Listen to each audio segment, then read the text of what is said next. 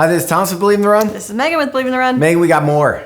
We are here with more. Lots more. This is the New Balance Fresh Foam More V5. V5. Don't get that confused with any other version. This is the 5th version.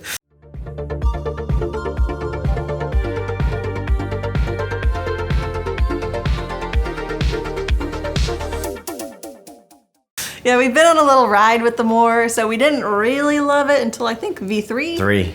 And then the 4 was great. And now we're here with the 5. There's even more fresh foam underfoot. And I'm going to tell you off the bat, I liked the 4. I think I like the 5 better. Right off the bat, this upper feels like it aligns with the cushion underfoot. It is very plush, lots of padding on the tongue, plenty of padding in the heel and collar, and just the step-in feel, it feels plush. Yes, this is a comfort shoe for sure. This is not something that you're going to pick up to go do your speed work. You're not going to pick it up to you Good laugh luck at that. to you if you do. You did do some strides in it though. Yeah, I so did. This shoe is built for comfort and it delivers. And I actually think when we look at shoes like the Hoka Bondi and we look at this and other shoes like that, that we're pretty much going to be like 2 uses. You can actually run in it and get really nice cushioning, but a lot of people are going to choose this shoe for that comfort, that all day standing on their feet. Yeah, while we have this Hoka Bondi out, I will just say this shoe, which doesn't even look quite as large, is actually heavier than the More. So, and then this shoe is several years old now. That is a defining characteristic of the shoe. You're getting this much. The most fresh foam they've ever put into a shoe. It is. And we're looking at, what's the stack? So it's 44 in the heel and 40 in the forefoot, so 4mm drop. You kind of step into it and it kind of has walls along the side of the foot, so you're not all the way on top of all this foam. But my size 10.5 weighs 11.75 ounces or 333 grams. That's a big boy. Yeah, my women's 7.5 came in at 9.1 ounces or 258 grams. So again, this is not super light, but when you look at the shoe itself and like its physical properties, that seems fair. It does. And what I'm looking at right now is we've gotten a lot of daily trainers in this year that are over the 11-ounce mark. Saucony Triumph, I mean, certainly the Skyward X. A lot of shoes are pushing that heavier feel, and you're doing a trade-off. If you can get the cushioning and the bounce off the step, then it's worth it. Yeah. Are you getting that, what you want out of a shoe with this much cush? Yeah, so this foam formulation, this fresh foam, is the exact same formulation that you'll find in the 1080. There's just a lot more of it underfoot. So not only did they add more stack, but also it's wider. So it's a very, very stable shoe. It's a very, very plush shoe. You really feel like your foot squishes down when you're running. It's what I consider like that original Max cushion shoe, where it's super cushy, it's soft, it's a ton of stack, and it's just perfect for those like very easy recovery days. You brought up the 1080, and to me, this is like their premium daily trainer. And I thought it was really plush with this foam, and I was like, how are they gonna do more than this? And then they did. They did.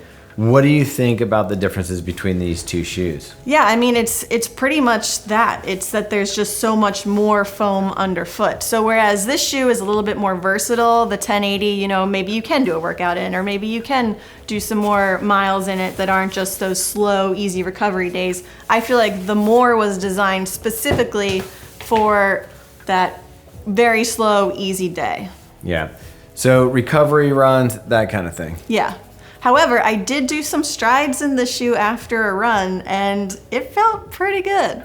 Yeah, now the weird thing to me is with this being more, it's actually less. Are you talking about the price point? I am. Yeah, so this shoe is actually $155. So if you compare that to the 1080 at $165, feels like a bit of a bargain, especially when you look at all that foam. Yeah, so if you're not gonna push it in the 1080 and you're just gonna use it for those easy miles, nothing wrong with that. I might go with the More over the 1080. Also, honestly, like traveling on your feet all day, this feels great. Yeah, only thing is, I really feel like when I look down at my foot, it's got that Mickey Mouse shoe kind of like thing, like I have a tiny ankle going into this massive shoe, and it does look gigantic on my foot. Plus side though, with that 44 millimeters of foam, I'm well over 6'1". Yeah, you definitely, that stack, I'm here for it. And I don't hate the look of this shoe, even on my feet. Yes, it's pretty large and very wide, but I just think it fits with this like overall plush, comfortable feel, and I love it. I definitely think one of these days we're gonna look back and this is gonna be one of those shoes that we're like, I can't believe they made a shoe that big. But it, like Megan said, it's not that I hate the way it looks on my feet, it's a massive shoe. Yeah. And it, honestly, its weight at 11.75 doesn't seem that heavy for this much shoe. No. If you like the previous version, V4, I think you're going to be very happy with the updates. It's honestly just a little bit more of what you had than the previous version. I actually think it's even a little more stable than the previous version. Because it is a little bit wider, it is a little bit more stable, but you still have that very plush, cushy, bouncy feel underfoot. All right, Meg. I think I know the answer to this, but what's the light you're going to give this guy? This is definitely getting a green light. This is exactly what Max cushioned shoes were meant to be. Yeah, for the intention of what this shoe is, it's definitely a green. This wouldn't be the shoe that I'd recommend if you're only getting one shoe, unless you have one speed for your running.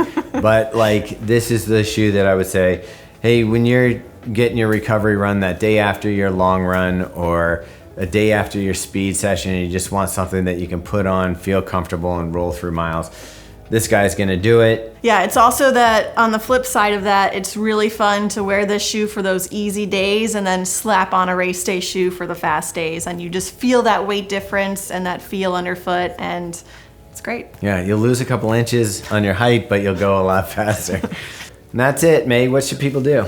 If you haven't yet, like this video, subscribe to our channel. You can also find us on Instagram, Facebook. We have a cool Strava group. We'll give you a bunch of kudos. It's definitely cool. A lot of cool people. Yeah, it's the coolest. And our website, obviously, believeintherun.com. All of our reviews are hosted there.